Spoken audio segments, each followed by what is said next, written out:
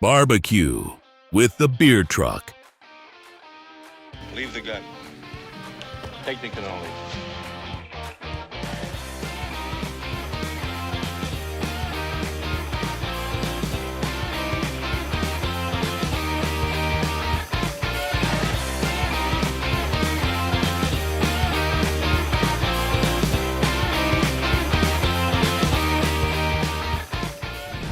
Welcome back to this special series of barbecuing with the beer truck. It's game 8.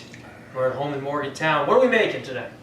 We're doing some mac and cheese. Mac and cheese, a tailgate classic. What makes Yep. your mac and cheese different from others?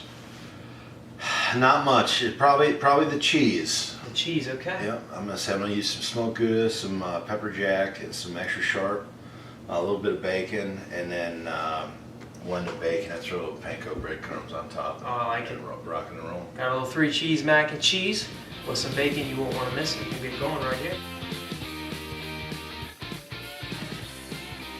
We're doing al dente. It looks like it says, hey, 7-8 minutes, perfect. Al dente, it means it's just a little bit undercooked, because when you start to eat it, you chew it longer, you taste it better, and digest it better. It says perfection actually in 7-8 minutes. We'll see if 7 8 We'll see if that's even the case, because I don't know about all that. What, now, I'm curious, did you have any roommates back then in college or maybe the NFL that were just foodies just like yourself?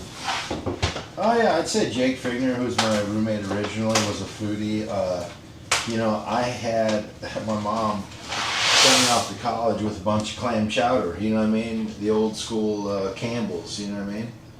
And, Jake, he would come home after a long night from downtown, and he'd just, have his way with my clam chowders. Oh, he would eat all your clam chowder before you so- even got to him. What was the spot in Morgantown in college where you and the guys would go and grab a bite to eat maybe after a game or something? Okay, well, I'll give you the evolution of that. When I was first there, I wasn't on scholarship, so I had a job. I was a bar back bouncer type deal. It was it was one of those underage clubs.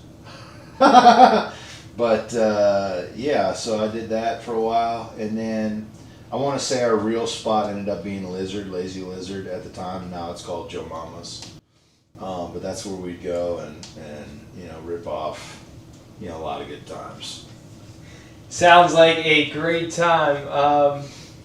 And you guys were so tight, that team, the years you were there. Where did you guys, when you usually hang out, did you hang out all together, or how was that dynamic? Yeah, I mean, I'm not going to say there were cliques, but there was, you hung out with who you hung out with, who you roomed with, and then we were great enough teammates to all hang out together. So there was really no discrimination as far as that goes. I mean, we all got along, and I think that's part of the reason we did have the success. And I think that's part of the madness of Coach Rod, is being able to bring, athlete types from all over the country, and get them not only to play together but to love one another and build a lasting bond that lasts, a lifetime. Right. And I assume you still talk to pretty much majority of those guys? Yeah, when we can. I mean, I'm in my 40s now. I have a family of my own. Much like everybody else on the team, everybody else has got a family as well. So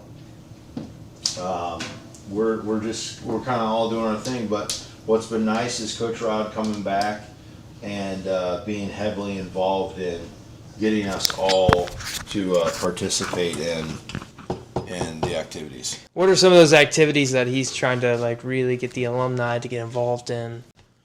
I think just bringing back all the former alums, not just our year, but everybody in general. And he's kind of done that this year with the picnic, and Brian Joswiak does that with his golf tournament. That's more his guy. We're trying to kind of fuse that together so everybody feels welcome there. But I think this year you're going to see more camaraderie, with the alumni at the ball games, and I think that's a main objective of his kind of thought process on getting tradition back at West Virginia. Yeah, that's awesome. I am super stoked to continue on with this season and see where the Mountaineers end up within the next couple of years with Coach Rod at the helm. Absolutely. If you haven't already, please make sure you're subscribed on YouTube to In the Gun and to ITG Clips. That's the best way to catch all our newest Mountaineer content hot off the press.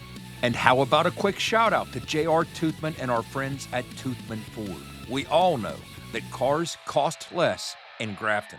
Plus, let's give some love to Fortis and our good buddy Rick Lewis. For roof performance and financial certainty guaranteed, be sure to visit fortis.us.com.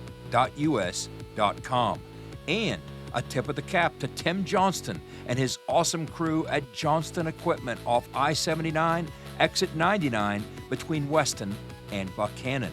And finally, the Book Exchange. For a limited time, when shopping online at bookexchangewv.com, be sure to enter promo code INTHEGUN20, that's 20, for an awesome savings of 20%. That's right, 20%. We now return to ITG's Barbecue with the Beer Truck. We're going to give these suckers a couple more minutes here to get to the perfection. It says so much on the 7-8 minutes to perfection. It says al dente. And then we'll get to it. Perfect. Sounds good. Yeah, so I'm making like a quote-unquote roux. So I'm just roux it up right now. This is some milk, some butter, some flour. All right, this will be the base for the cheese sauce. And then we're going to throw in our Gouda, and I'll add milk and stuff to be exact for it. I'm just making sure it doesn't burn like crazy right now, so... Yeah.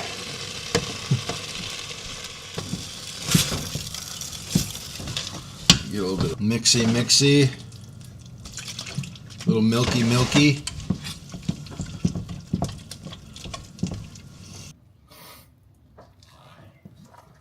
We just folding it in, dog. Just folding it in. All right, dump her in there. Right, let's go about half of it right now. Half of it. Yep.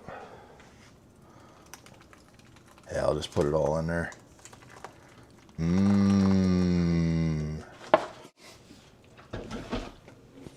Nice.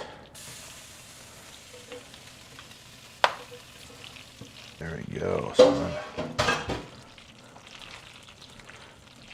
This should be good for about 3 people. To be honest, maybe 30 people. I'm telling you right now, it seems like mac and cheese is so funny. If you do make some good mac and cheese, you can never make enough, man. And the breadcrumbs are? They're right over here.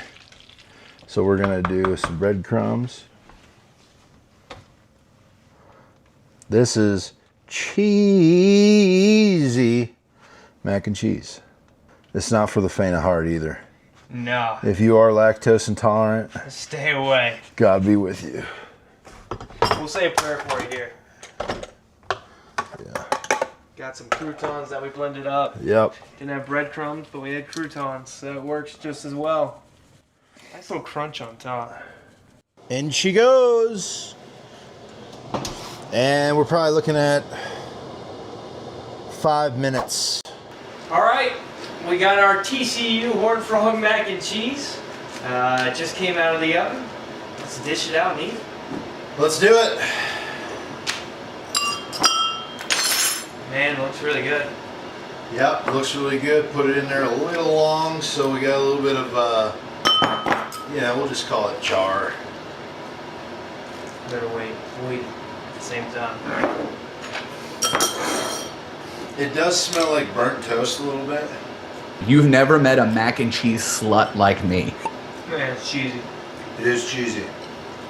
Perfect. It's really good. I like the pepper jack. Get a little spice in there that cuts up the cheddar and the Gouda.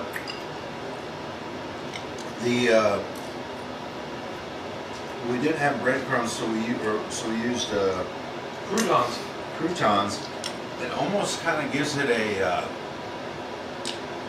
like a grilled cheese It does. kind of a vibe on the top. It's great though. It tastes really good. It's Yeah. creamy. Hearty. It is very hearty. It's very dense. Yep. Fill you up. Fill you up. It Fill will. you up so you can drink a couple more Runaway Beer Truck lagers. That's true. That's So. true. One of my favorite things about fall are the comfort food that we get to partake in. You can't go wrong with this week's episode, mac and cheese with the beer truck as we take on the Horned Frogs of TCU here in Motown. Let's go Mountaineers. Always be near and tell near about your favorite WVU football podcast. And always remember, What I say is true. Anyone can cook, but only the fearless can be great. Pure poetry. let's go Mountaineers and eat well.